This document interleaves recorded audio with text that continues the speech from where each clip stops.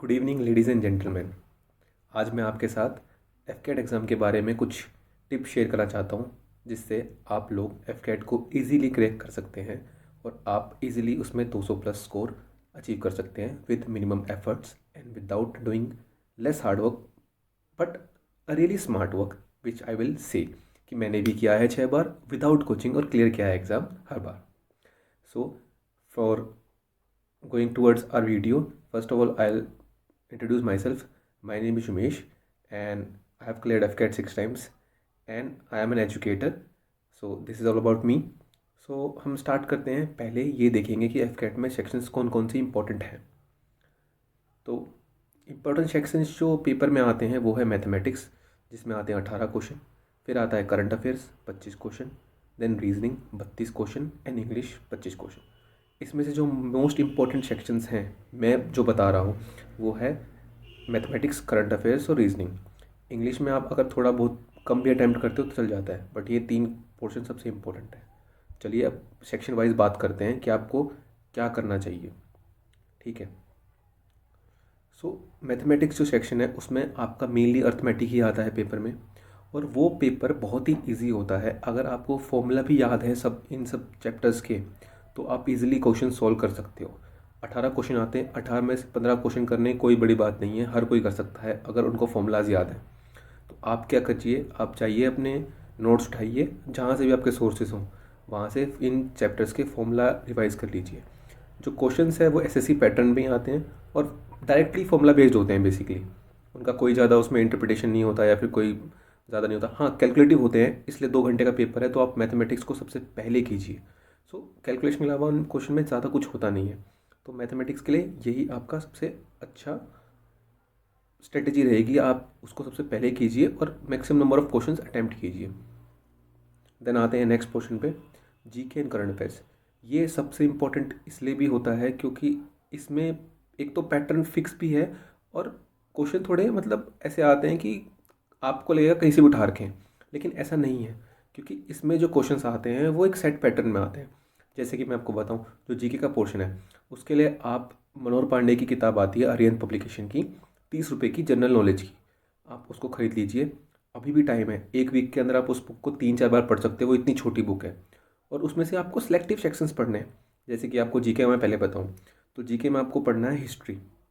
ठीक है, हिस्ट्री में से क्या उठाना है आपको, दिल्ली सल्तनत हो गया और मुगल्स हो गया, मुगल पीरियड जितना भी है उनमें किस टाइम पे कौन सा राजा था, किस टाइम पे मुगल कौन सा था, उसने क्या क्या बिल्ड किया, ये सब चीज़ें। फिर बुद्धिज़्म और जैनिज़्म इंपॉर्टेंट है, वहाँ से हमेशा क्वेश्चन आता है। देन इंडस वैली सिविलाइजेशन से क्वेश्चन हमेशा आता है, वो इंपॉर्टेंट है। देन आपके लिए वहाँ से स्पोर्ट्स की टर्मिनोलॉजी इंपॉर्टेंट है जो उस बुक में सारी की सारी दी हुई हैं और वहीं से हमेशा क्वेश्चन आते हैं। तो आप उस बुक को कर लीजिए। बाकी ज्योग्राफी और पॉलिटी भी वहाँ से पढ़ सकते हैं आप। पॉलिटी जरूर कीजिएगा, ज्योग्राफी बेशक आप छोड़ दो, लेकिन पॉलिटी आप वहाँ से ज़रूर करो क्योंकि वहाँ से क्वेश्चन पक्का आएंगे। रही बात करंट अफेयर्स की, जो अगला पोर्शन है इस पार्ट का, तो करंट अफेयर्स में आपको फॉलो करना है आंख बंद करके जीके टुडे। अगर आप जीके टुडे की वेबसाइट पे जाते हो, आपको कंटेंट फ्री ऑफ कॉस्ट वहाँ अवेलेबल है सेक्शन वाइज, वो भी डेट के हिसाब से। तो आज से पिछले 6 महीने के अगर आप क्वेश्चन पकड़ लेंगे, वहाँ से कर लेंगे, तो आपका फ़ायदा ही फ़ायदा है। आपको कहीं जाने की ज़रूरत नहीं है। आपको कौन कौन से सेक्शन देखने हैं, एक हो गया आपको स्पोर्ट्स का देखना है, कौन से स्पोर्ट्स में क्या चल रहा है फ़िलहाल अभी। देन जो इवेंट्स आने वाले हैं वो कहाँ हो रहे हैं, कहाँ होंगे, जैसे वर्ल्ड कप कहाँ होएगा अगला, ओलंपिक्स कहाँ होंगे, एशियन गेम्स कहाँ होंगे, कॉमनवेल्थ कहाँ होंगे, कहाँ हुए थे पिछले वाले, ये सब इंपॉर्टेंट रहते हैं। देन जो बुक्स चल रही हैं आजकल उनके बारे में, नेम ऑफ़ द बुक्स किसने लिखी है, ये सब। Then person in the news, कोई फेमस पर्सन चल रहा है, कोई अभी किसी की डेथ हुई है या फिर किसी को कोई प्राइज़ मिला है, ऐसा कुछ। देन आता है डिफेंस न्यूज़, एक्सरसाइज एंड प्रोक्यूरमेंट्स, जो भी डिफेंस की एक्सरसाइज चल रही हैं वो, और क्या क्या हमने नया खरीदा है वो सब चीज़। देन लास्ट जो इंपॉर्टेंट पार्ट है करंट अफेयर्स का वो है awards and honours. Nobel prize हो गए, कोई मैन बुकर प्राइज़ होगा, ये सब प्राइज़ जिसको भी मिल रहे हैं, जैसे भी मिल रहे हैं, ये इंपॉर्टेंट है आपके एग्ज़ाम के लिए। यहाँ से क्वेश्चन पक्का ही आएगा। अगर आप इन चीज़ों को फॉलो करते हो तो करंट अफेयर में से आपके 25 में से 15 से 20 क्वेश्चन कहीं नहीं जा रहे, आप आराम से उनको कर लोगे। वो बहुत ही मॉडर्न क्वेश्चन आते हैं। देन आते हैं हम नेक्स्ट अपने पोर्शन पे, जो है रीजनिंग।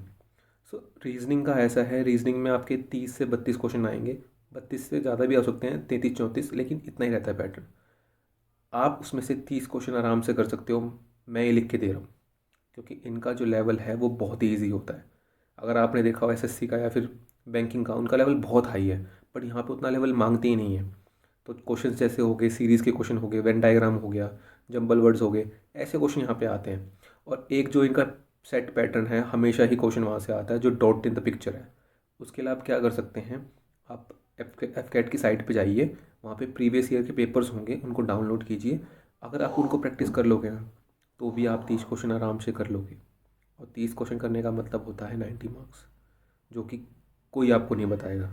और बहुत ईजी, आपको कहीं जाने की ज़रूरत नहीं है, आपको कोई किताब उठाने की ज़रूरत नहीं है, कुछ नहीं है। आप बस वो कर लीजिए, आपका बेड़ा पार है पक्के से। देन आता है इंग्लिश। सो ये ऐसा पोर्शन है जिसमें क्वेश्चन कहीं से भी आ सकता है। सो बहुत वेग है, तो इसको इतना डीपली आपको नहीं पढ़ना है।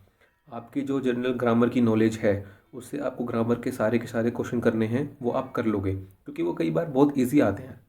जैसे कि आर्टिकल्स यूज़ होंगे, प्रपोजिशंस यूज़ होंगे, तो ये बहुत ईजी आते हैं। रही बात एंटोनियम, सिनोनिम और इडियम्स एंड फ्रेजेस की, तो उसमें आपको जितना आता है उतना ही अटैम्प्ट कीजिए। फिर भी मैं आपको बता रहा हूँ, आप 25 में से 15 क्वेश्चन आराम से इंग्लिश में अटैम्प्ट कर सकते हैं। और इतना अटैम्प्ट आपने अगर आपने कर लिया, तो चलिए हम देखते हैं नेक्स्ट स्लाइड में कि आपने कितने क्वेश्चन टोटल अटैम्प्ट कर लिए।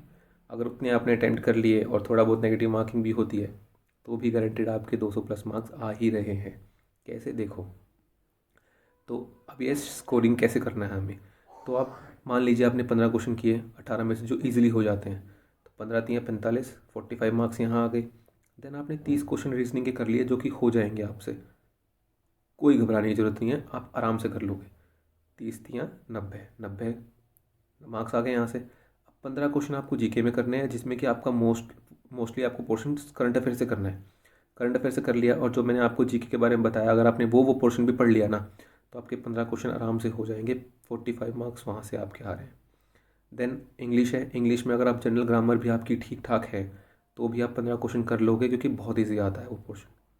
बाकी आप छोड़ देना जो आपको नहीं आता बिल्कुल, लेकिन 15 क्वेश्चन आप करके आना। 15 कर लिए, 45 मार्क्स यहाँ से आ गए, टोटल हो गया 225। इसके बाद भी अगर आपके कोई क्वेश्चंस गलत होते हैं बाय चांस, तब भी आपके मार्क्स जो हैं 200 प्लस ही रहेंगे।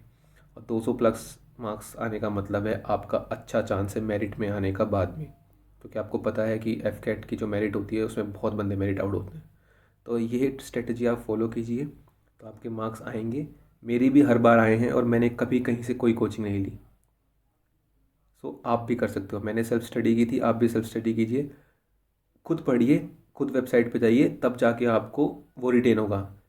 मैं भी पढ़ा सकता हूँ, बट उसका कोई फ़ायदा नहीं है, क्योंकि आपको रिटेन होना मुश्किल रहेगा। बट आप जब खुद पढ़ोगे, खुद मेहनत करोगे, तो ही जाके आपको याद रहने वाला है। इन द एंड अभी वीडियो को ख़त्म करते हैं, तो थोड़ा सा motivation. Work until you no longer have to introduce your self. इस बात को लेके चलो। जब आप एकेडमी में जाएंगे एफ कैट क्लियर करके, आपको अपने आप को इंट्रोड्यूस करने की ज़रूरत नहीं पड़ेगी। आपकी यूनिफॉर्म ही आपके बारे में बता देगी आप कौन हो। ठीक है। तो all the best for the exam, and if you have any doubts kindly comment and we will reply ASAP। और प्लीज़ इस वीडियो को लाइक कीजिए, सब्सक्राइब कीजिए, और अपने दोस्तों के साथ शेयर कीजिए जो एफ कैट का एग्ज़ाम दे रहे हैं। अभी भी टाइम है, एक वीक में सब कुछ हो जाएगा, ये एग्ज़ाम क्लियर हो सकता है एक वीक में, मैं आपको गारंटी देता हूँ। Till then, will see you soon.